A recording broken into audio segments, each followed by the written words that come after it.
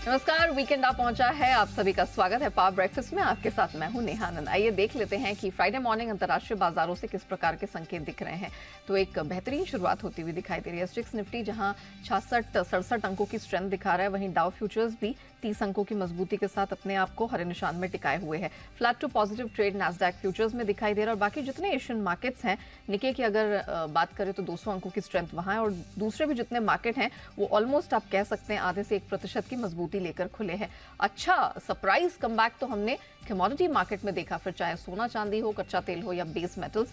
तगड़ी रिकवरी हमने देखी कच्चे तेल में। सोना भी 2 हफ्ते बाद हमने देखा है $2000 के काफी करीब है। तो एग्जैक्टली क्या कुछ हुआ है अंतर्राष्ट्रीय बाजारों में, इस तरह के कमबैक की वजह क्या है, और अब कौन से महत्वपूर्ण डेटा पॉइंट्स इवेंट्स है जिन पर रखनी है नजर, पूरी डिटेल लेकर दीपांशु हमारे साथ स्टूडियो में जुड़ चुके हैं। दीप, मॉर्निंग।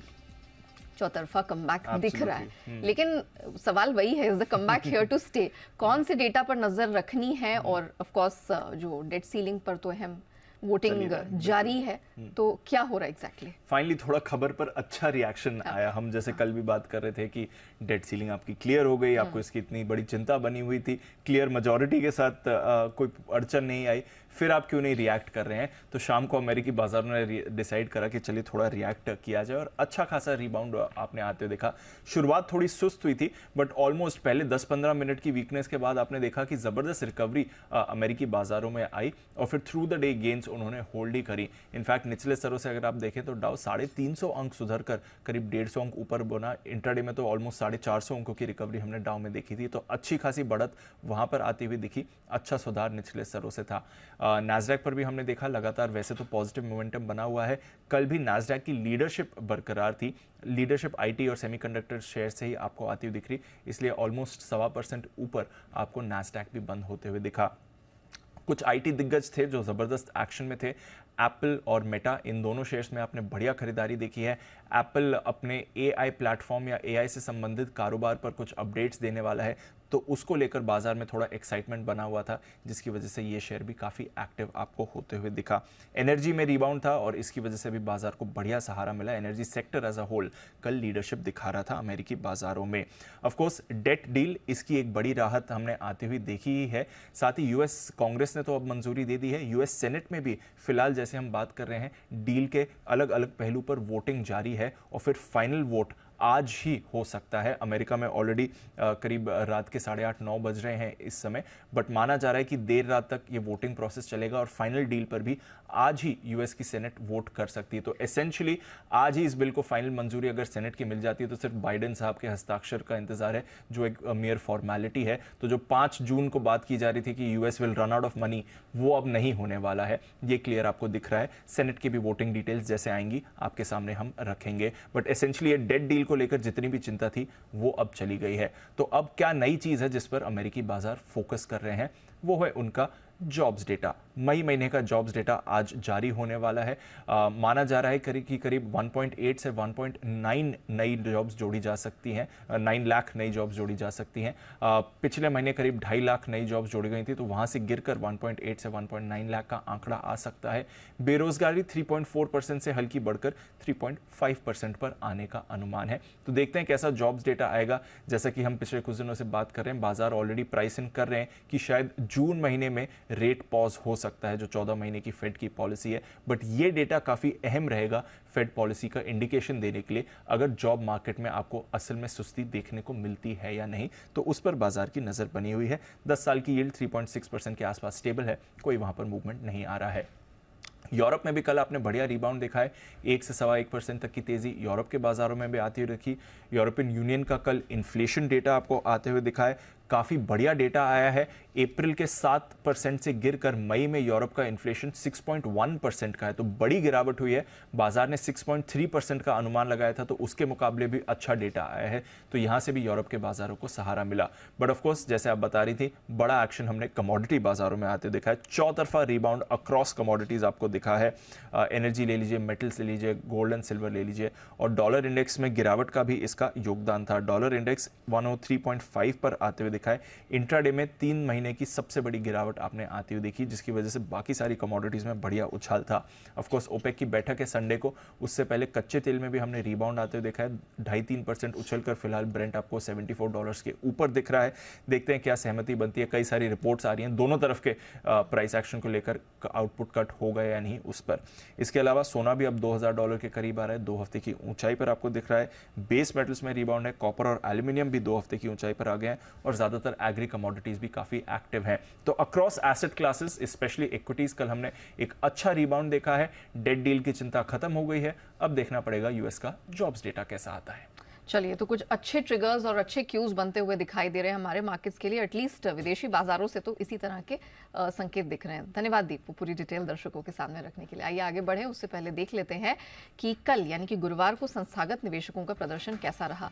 हल्की फुल्की सी बिकवाली हमने देखी कि विदेशी संस्थागत निवेशकों की तरफ से कैश स्पेस में आई है, लेकिन खरीदारी तो डीआईआईज की तरफ से अच्छी दिखी है। 490 करोड़ की खरीद का फिगर वहां से दर्ज होता हुआ दिखा है। अब जिस तरह के अच्छे ग्लोबल संकेत बनते हुए दिख रहे हैं, क्यूज भी काफी बेहतरीन है, इन सब के बीच आज हमारे मार्केट कैसे रिएक्ट कर सकते हैं, कैसी ट्रेडिंग रणनीति आपको अपनानी है, इस पर बात करने के लिए जी बिजनेस के मैनेजिंग एडिटर अनिल सिंह भी हमारे साथ जुड़ चुके हैं।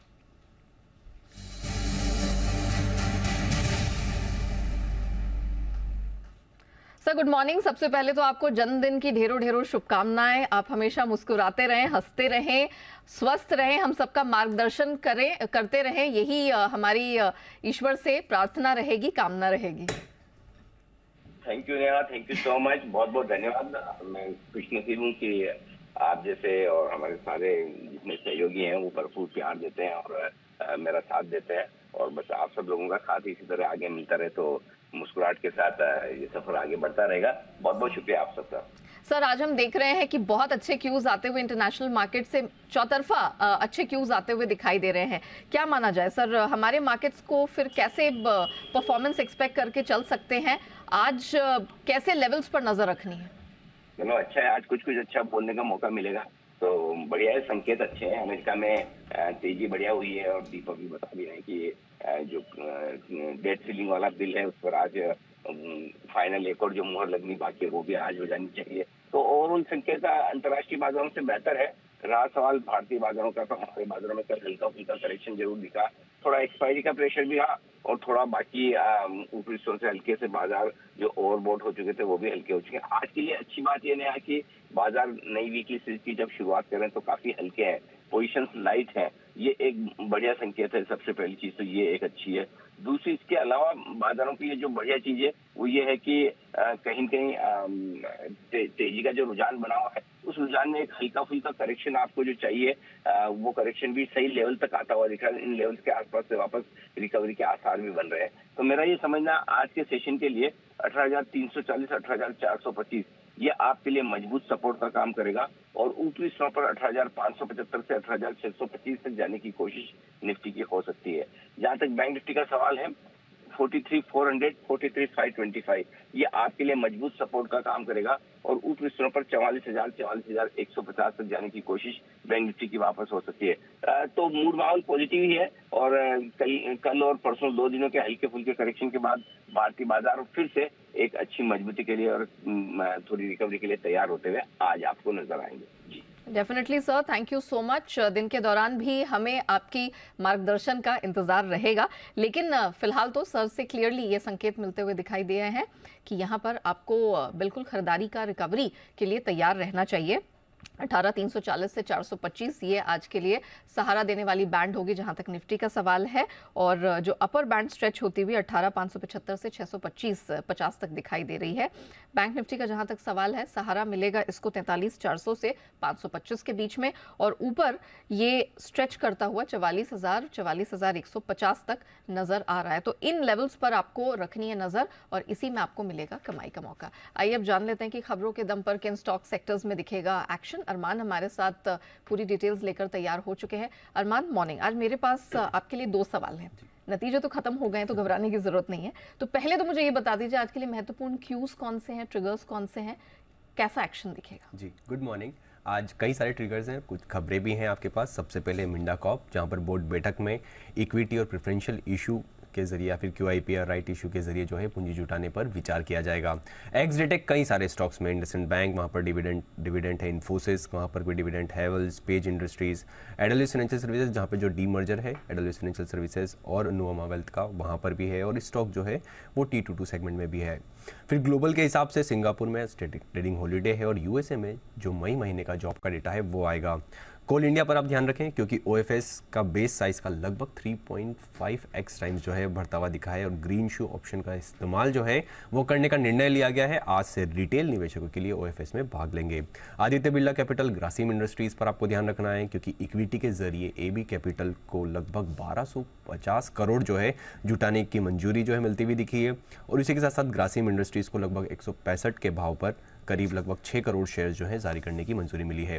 अपोलो हॉस्पिटल यहाँ पर अपने हेल्थ केयर प्लेटफॉर्म में हिस्सा बेचने के लिए कंपनी जुटाएगी। लगभग अगर आप देखें हिस्सा बेच के हिस्सा जो है वो बेचेगी और कंपनी जो है लगभग $20 करोड़ उससे जुटाएगी, और लगभग अगर आप देखें 5 से 6% की जो है हिस्सेदारी बेचेगी कंपनी। वेदांता, यहाँ पर अगर आप देखें वेदांता रिसोर्सेज जो प्रमोटर ग्रुप कंपनी है वहाँ पर उन्होंने लगभग $45 करोड़ जो है वो जुटाए हैं। SJVN यहाँ पर नेपाल में लगभग 670 मेगावाट का lower Arun hydro electric project के लिए डेवलपमेंट करार किया है, और ये जो करार है उसमें अगर आप देखें 5 साल में ये प्रोजेक्ट तैयार किया जाएगा, जिसकी अगर आप लागत देखें तो लगभग 5,800 करोड़ के आसपास जो है आती है। इन्फो एज यहाँ पर इनकी सब्सिडरी AIPL 4B नेटवर्क्स में निवेश का जो फॉरेंसिक ऑडिट करवाएगी, और ये जो अगर आप देखें सब्सिडरी ने लगभग 290 करोड़ के आसपास की जो है वित्तीय सहायता जो है दी थी। और अंत में गति लिमिटेड पर ध्यान रखें क्योंकि प्रमोटर्स TCI फाइनेंस ने लगभग 25,000 जो कि अगर आप देखें 0.02% जो है हिस्सेदारी बेची है, और ओपन मार्केट के जरिए 30 मई को जो है हिस्सेदारी घटाई गई है।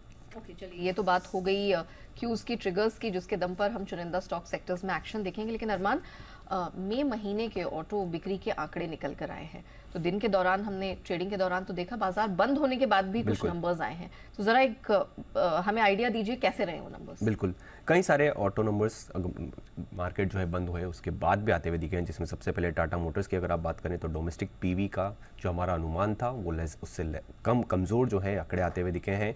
हालांकि अगर आप देखें ओवरऑल 6% बढ़कर आया है, या अगर आप टोटल CV की बात करें तो वहाँ पर 12% के आसपास की आपको कटौती आती हुई दिखेगी। हालांकि जो हमारा अनुमान था उससे बेहतर है। हीरो मोटो यहाँ पर जो 2 व्हीलर के जो आंकड़े आते हुए दिखे हैं वो हमारे अनुमान से बेहतर आते हुए दिखे हैं, अगर आप देखें बढ़कर 7% के आसपास जो है आते हुए दिखे हैं। TVS मोटर्स यहाँ पर भी जो 2 व्हीलर के आंकड़े हैं वो हमारा अनुमान था उससे बेहतर आते हुए दिखे हैं, आपको लगभग 11% के आसपास की ग्रोथ दिखेगी। आयशर की बात करें तो वहाँ पर भी जो हमारा अनुमान था उससे बेहतर आंकड़े आए, लगभग 22% के आसपास की आपको ग्रोथ दिखेगी। और अंत में अशोक लेलैंड की बात करें तो वहाँ पर जो हमारा अनुमान था उससे कमज़ोर आते हुए दिखे हैं।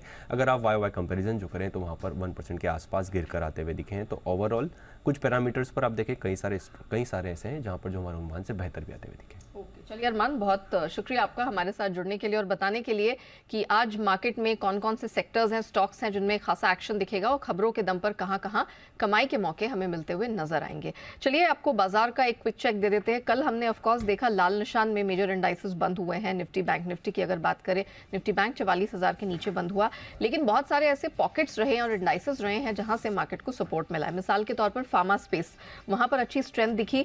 अभी कुछ देर पहले आपको अरमान ने ऑटो सेल्स के नंबर्स भी बताया, उनकी तरफ से भी अच्छा सपोर्ट रहा, और चुनिंदा जो ब्लू चिप कंपनियां हैं उनकी वजह से भी अच्छा स्ट्रेंथ देखने को मिला। लेकिन बाजार की आज कहां नजर रहने वाली है, कौन से स्टॉक सेक्टर्स पे रखनी है नजर, मार्केट एक्सपर्ट श्रीकांत चौहान जी हमारे साथ जुड़ चुके हैं। श्रीकांत जी, मॉर्निंग, बहुत स्वागत है। सबसे पहले तो ऑटो नंबर्स पर ही बात कर लेते हैं। अमूमन अधिकतर नंबर्स यहां पर अच्छे ही रहे हैं, उम्मीद से बेहतर बिक्री के आंकड़े ही दिखे हैं। आपकी कहां नजर रहने वाली है, कौन सा ऑटो स्टॉक आपको आज पसंद आ रहा है? Good morning. तो 2 व्हीलर पे हम कुछ लॉन्ग पोजीशन बना सकते हैं क्योंकि उनका मोमेंटम सही रहेगा। स्पेसिफिकली वहाँ पे देखा जाए तो हीरो मोटर्स, यहाँ पे जो परफॉर्मेंस है वो काफी स्ट्रांग है। ये स्टॉक हमें लगता है कि एक बार शायद 2950 से लेकर 3000 के लेवल्स दिखा सकता है। 2800 के करीब का क्लोज है। स्टॉप लॉस हम रख सकते हैं तकरीबन 2700 के करीब का। कोई भी करेक्शन है तो इसे लॉन्ग करके चले। टाटा मोटर्स, यहाँ पे भी हमें लगता है कि 555 से लेकर 560 के लेवल्स नजर आते हैं और 520 के करीब बढ़िया सपोर्ट है। ये तो बात हो गई ऑटो स्पेस की, लेकिन फार्मा स्पेस, यहाँ पर हमने देखा फार्मा हेल्थ केयर का भी कल प्रदर्शन अच्छा रहा। इनफैक्ट निफ्टी गेनर्स की लिस्ट में जो दोनों स्टॉक्स थे, अपोलो हॉस्पिटल, डिवीज लैब, तगड़ा प्रदर्शन यहाँ से देखने को मिला। लॉरस लैब्स की तरफ से भी हमने अच्छी प्रदर्शन बनते हुए देखा। फार्मा स्पेस आज भी फ्लेवर में रहेगा? बिल्कुल, इनफैक्ट ओवरऑल जितना भी फार्मा के जितने भी स्टॉक्स हैं उन सभी में मोमेंटम था, और फार्मा इंडेक्स इसने भी अपने स्विंग हाई को क्रॉस किया है। तो यहाँ पे भी हमें लगता है कि तेजी बनेगी। टॉप पिक्स रहेंगे यहाँ पे सन फार्मा, सिप्ला, और साथ ही साथ हमें लगता है कि जितने भी हॉस्पिटल्स के रिलेटेड स्टॉक्स है जैसे कि अपोलो हॉस्पिटल्स है, वहाँ पे हमें लगता है कि तेजी और बनी रहेगी। ऑलराइट, इसके अलावा हमने देखा कि आईटी स्पेस वैसे तो इंडेक्स की तरफ से सपोर्ट था, लेकिन चुनिंदा आईटी स्टॉक्स है, उन्होंने अपनी तरफ से थोड़ा सा बाजार को सहारा देने की कोशिश की है। टीसीएस उनमें से एक है, 1% की स्ट्रेंथ वहां पर दिखी। क्या लगता है, टेक महिंद्रा, ये कुछ ऐसे चुनिंदा नाम रहे हैं जिन्होंने थोड़ा मार्केट को सपोर्ट करने का काम किया है। आईटी स्पेस से आज आपकी क्या उम्मीदें हैं? मिड कैप आईटी पर ही फोकस करेंगे या ब्लू चिप्स अभी भी अच्छे लग रहे हैं? देखिए, हमें लगता है कि 3 या 4 दिनों से जितनी भी एक्टिविटी आ रही है वो काफी कॉशियस एक्टिविटी हमें निफ्टी आईटी स्टॉक्स में देखने मिल रही है, लेकिन इवेंचुअली उनकी जो क्लोजिंग है वो हायर लेवल्स पे है, और बैंक स्टॉक्स या बैंक सेक्टर के ऊपर थोड़ा दबाव बना हुआ है। तो हमें लगता है कि ये जो टॉप 3 कंपनीज है जैसे कि टीसीएस, इन्फोसिस, विप्रो, वहाँ पे भी तेजी बढ़ेगी, और साथ ही साथ जो मिड साइज आईटी कंपनीज है वहाँ पे भी तेजी बढ़ेगी। तो स्पेसिफिकली अगर फोकस करना है और ट्रेडिंग करना है तो हमें लगता है कि मौके मिलेंगे HCL टेक्नोलॉजीज, टेक महिंद्रा, और साथ ही साथ हमें लगता है कि टीसीएस, ये तीनों में अच्छी तेजी बन सकती है। ओके, साथ ही श्रीकांत जी, आपको आज के मार्केट के लिए क्या पसंद आ रहा है? आपकी बेस्ट पिक्स कहाँ से आएंगी? बिल्कुल, तो देखिए, अगर इस पर्टिकुलर मार्केट में अगर एक्टिविटी बन रही है तो रेट सेंसिटिव्स में काफी एक्टिविटी है। स्पेसिफिकली एनबीएफसी में मोमेंटम बना हुआ है। महिंद्रा एंड महिंद्रा फाइनेंस, इसे हमें लगता है कि लॉन्ग करने की कोशिश करनी चाहिए। ये अपने ऑल टाइम हाई से काफी नजदीक आ चुका है और कंसिस्टेंटली हायर हाइज बनाते जा रहा है। 294 के करीब की क्लोजिंग, 305 के टारगेट्स नजर आते हैं। 290 का स्टॉप लॉस रखें, और साथ ही साथ मुझे लगता है कि डीएलएफ, रियल एस्टेट स्टॉक्स में अच्छा मोमेंटम है, और डीएलएफ को लॉन्ग करके चले, लॉन्ग टर्म ब्रेकआउट में ट्रेड कर रहा है। ये स्टॉक 500 रुपए के करीब जा सकता है। तो डीएलएफ को खरीदने के लिए जो स्टॉप लॉस रखना पड़ेगा वो 470 के करीब का होना चाहिए। और श्रीकांत जी, थैंक यू सो मच हमारे साथ जुड़ने के लिए, बताने के लिए कि आज किन किन पॉकेट्स पे रखनी है नजर। लेकिन पसंद आ रहा है इन्हें एमएनएम फाइनेंस, 305 तक का टारगेट बनेगा, खरीदारी करके चले 290 के स्टॉप लॉस के साथ। और डीएलएफ, कल हमने रियलिटी स्पेस से भी अच्छा मूवमेंट बनता हुआ देखा, वहां से भी सपोर्ट था। तो डीएलएफ है इनकी पसंद, 470 के स्टॉप लॉस के साथ 500 के टारगेट के लिए आप डीएलएफ में खरीदारी करके चल सकते हैं। आइए इक्विटी मार्केट के बाद अब नजर डालते हैं कमोडिटी बाजार पर। रणनीति समझाने के लिए आईआईएफएल के कुंवर जी के रवि देवरा हमारे साथ शो में, कुंवर जी कमोडिटीज के रवि देवरा हमारे साथ शो में शामिल हो चुके हैं। रवि, गुड मॉर्निंग, बहुत स्वागत है आपका। अच्छा खासा कमबैक हमने कमोडिटी मार्केट में बनता हुआ देखा है। कच्चे तेल पर फोकस करते हैं, जो स्ट्रेंथ हमने जबरदस्त कल बनते हुए देखी है, is it here to stay? अब क्या अगला पड़ाव 6000 का है या अभी आप वेट करेंगे? Good morning.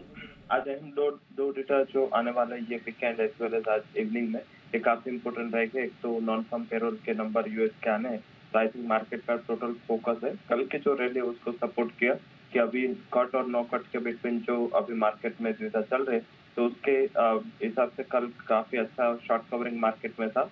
इन पर्टिकुलर मुझे लग रहा है कि आज थोड़ा डे ऑफ कंसोलिडेशन हो सकता है, क्योंकि संडे को ओपेक प्लस की मीटिंग है। उसके पहले मार्केट शायद टाइम करेक्शन ले, बट मुझे बहुत गिरावट के चांसेस नहीं दिख रहे। मुझे लग रहा है कि इनके साथ इंट्राडे में थोड़ा कंसोलिडेशन के पार्ट में 5780 के करीब मिल जाए तो बाई का अपॉर्चुनिटी ढूंढना चाहिए। With stop loss of 5700, target रहेगा 5980। मेरे हिसाब से जो प्रोडक्शन कट नहीं भी होगा एंड ये भी स्टेटस को रहेगा, तो भी मार्केट ने काफी हद तक डिस्काउंट कर लिया है कि शायद ओपेक प्लस की ओर से प्रोडक्शन कट ना हो। तो मुझे लग रहा है कि ये जो रिकवरी है वो आपने राइटली पॉइंट आउट किया, 6000 बियॉन्ड के एक्सटेंड हो सकती है। ओके, चलिए, तो खरीदारी बनती है, असमंजस का माहौल तो है ही। संडे को जो ओपेक प्लस की बैठक हो रही है उससे पहले बड़े मिले जुले संकेत हैं, लेकिन फिर भी खरीदारी यहां पर बनती है 5700 के स्टॉप लॉस के साथ। 5980 यानी कि 6000 के करीब का स्तर छूता हुआ एमसीएक्स पर कच्चा तेल दिख सकता है। अच्छा, सोना इस पूरे हफ्ते बड़ी मशक्कत करते हुए लगातार 3 ट्रेडिंग सेशन में स्ट्रेंथ टू स्ट्रेंथ बढ़ते हुए फाइनली हमने देखा है कि 2 हफ्तों बाद $2000 के लेवल को छू रहा है। घरेलू बाजार में कैसे संकेत होंगे? कल एक मॉडरेट क्लोजिंग हमने देखी है 60,000 के ऊपर, लेकिन तो क्या किया जाए? जरूर से कल इंटरनेशनल मार्केट में काफी अच्छी तेजी थी, बट रुपये में जो कल स्ट्रेंथ देखने को मिली थी और आज की प्रोबेबल जो डॉलर इंडेक्स के वीकनेस है, इससे रुपये थोड़ा स्ट्रांग होगा। इस हिसाब से हमारे जो गोल्ड प्राइस थे वो इंटरनेशनल के गोल्ड प्राइसेस के वर्सेस अंडर परफॉर्म कर रहे हैं, बट मुझे वीकनेस नहीं दिख रही। अगर 60,000 के करीब मिल जाए तो मुझे लग रहा है कि एक बाइंग की अपॉर्चुनिटी के तौर पे अगस्त कॉन्ट्रैक्ट को देखना चाहिए। ये शॉर्ट कवरिंग है वो 60,600 तक एक्सटेंड हो सकता है एंड नीचे 59,800 का स्टॉप लॉस लगा है। आज सेनेट में यूएस का डेट बिल जाना है, अगर पास होगा तो जो ट्रेजरी यील्ड है उसने थोड़ा बहुत कल डिस्काउंट किया था, थोड़ा बहुत आज करेगा। मुझे लग रहा है कि इससे जो यील्ड है वो कूल ऑफ होगी, जिसका आगे जाकर फायदा गोल्ड को मिल सकता है। तो वहां भी अगस्त कॉन्ट्रैक्ट में 60,000 के करीब बाई की रिकमेंडेशन रहेगी। ओके, मैं रिपीट कर देती हूँ। MCX गोल्ड 60,000 के पास खरीद की सलाह है, 60,600 तक ऊपर जाता हुआ दिखाई देगा और 59,800 59,800 का आपको स्टॉप लॉस लगाना है। अच्छा, बेस मेटल्स पे क्या सलाह होगी? अच्छा कमबैक हमने ओवरऑल पूरे कॉम्प्लेक्स में देखा और कॉपर, एल्यूमिनियम इनकी तरफ से कुछ बेहतरीन प्रदर्शन दिखा है, तो कहाँ आप फोकस करेंगे?